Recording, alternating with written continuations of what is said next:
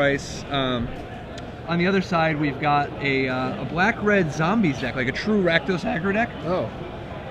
Also featuring, I guess, Doomblade and Dreadbore. Yeah, and Joe Bernal was featured earlier with a deck tech with this deck. I believe. Sweet. So if you guys want to look at more detailed versions, just go to the coverage site and take a little look at the video there. Yeah, Rakdos, this was the big deck. Rakdos was the big deck, I guess, what was it, like back in when Return to Ravnica first came out? Yeah. Three sets ago. But then it kind of fell off. Yeah. What do you think was responsible for its big decline starting in Gatecrash? The green cards. I think the green cards are just too powerful to kind of combat these fast red-black aggro decks. I've seen a red-black aggro deck, especially this more violent outbursts, all-in-one. I saw remember the blue-black one that had all the clone effects as prior to rotation? Absolutely. You're talking like a year and a half ago. That was, it's the kind of the evolution of it. And these decks are great, but I've seen them just get thwarted by a Thragtusk. I mean, they're just bigger than their creatures. They gain too much life, Restoration Angel. So I think the popularity of Junk Reanimator is what derailed this deck. Oh, that makes sense. That was right around the time the Junk Reanimator took off. Right, yeah. And I think just too many Thragtusk blinking. Oh, because they get, what did they gain at Gatecrash? They gained something. My mind is a blank. Is it? No, black. It was black white. I mean, they gained black white dual lands. They got Sin Collector. No, that was the most recent set. No, yeah. Black white. Black white duels. The mana just got a lot better. Yeah, you're right. And Osmodat. That's definitely one of the big hitters there. Yeah, I think. Yeah, it was a little hard to play the deck before, but. Right. Yeah, but we're also going to show this deck tech after this game here, so stay tuned in after we take a quick break. After game 3, we're going to go right to the old deck tech here. Oh, you know what it was? What's up? Part of it was also the fact that Gatecrash had a bunch of great 1-drops, and it led to a much more aggressive format where people are playing like Cloudfin Raptor or Experiment 1 or Mana Elves. Or, oh, yeah, that was the resurgence of the Blitz deck, too. Yeah, absolutely. Burning Tree Emissary, and all of these fast, aggressive strategies. I mean, Rakdos is not at its best in a creature-on-creature slugfest. No, especially when your opponent goes Burning Tree, Mayor, Boverbrook, you kind of look at them like, drooling a little bit. But here we see 2 Gravecrawlers in the first 2 turns, which is a pretty good start. Yeah. Definitely an optimal place to be.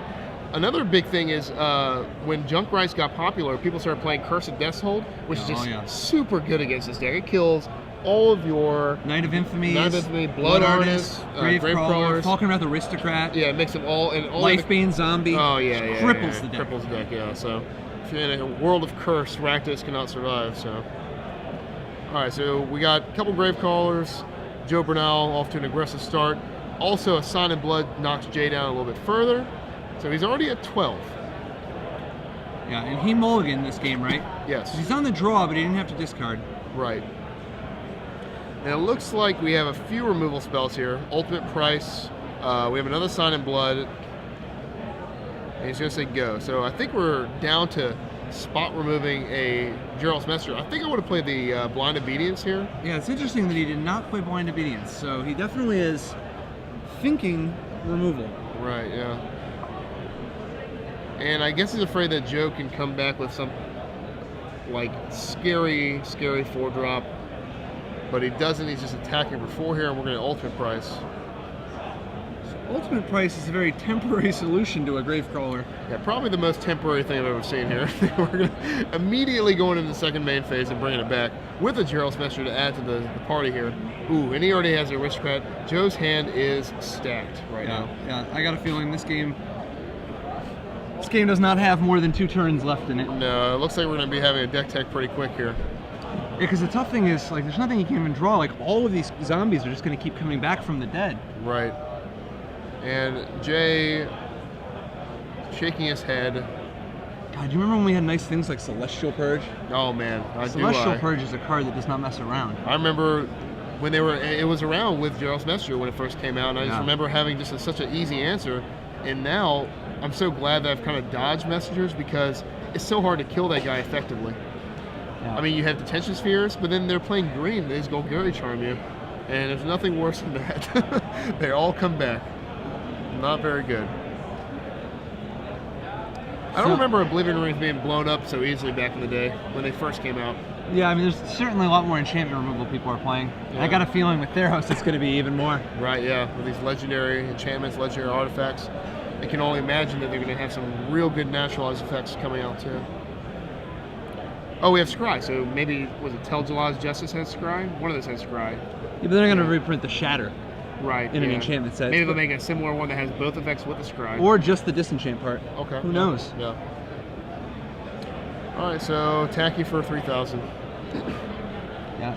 Well, so there's Resto. This will not be enough. It's still lethal. He gets a block, Falcon Around the Aristocrat, take 7, 8, 9. 9, yeah. Alright, extends the hand. Okay, Joe Bernal, quick game 3. They're in the top 32 bracket here, so Joe Bernal will be enjoying his $50 cash money. Not too shabby. I kind of like these opens where even if you get 2-3 losses, you're still in it for the money and you get to replace your buy-in. So I like it. I guess that's because I find myself in the top 32 more than higher than that. But I have a good time getting there. So we're going to be coming back to the booth soon. I really think that